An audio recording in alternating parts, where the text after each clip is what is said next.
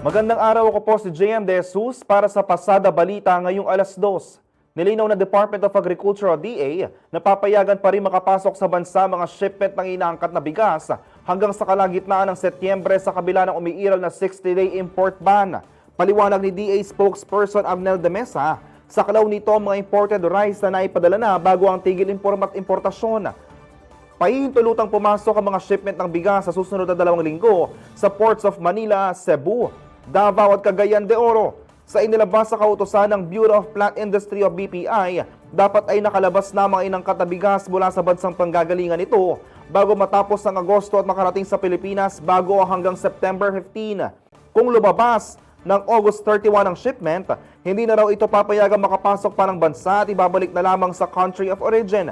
Samantala, exempted sa ban ang mga espesyal na uri ng bigas gaya ng Japonica, Basmati at glutinous varieties mula Vietnam alinsunod sa naunang kasunduan.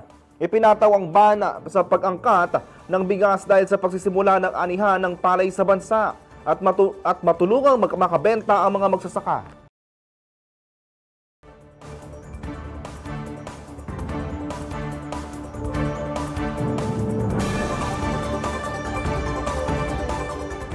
Para sa ibang balita at updates, tutok lang sa Pasada Balita mamayang alas 4 ng hapon. Ako po si JM De Jesus. Magandang araw po.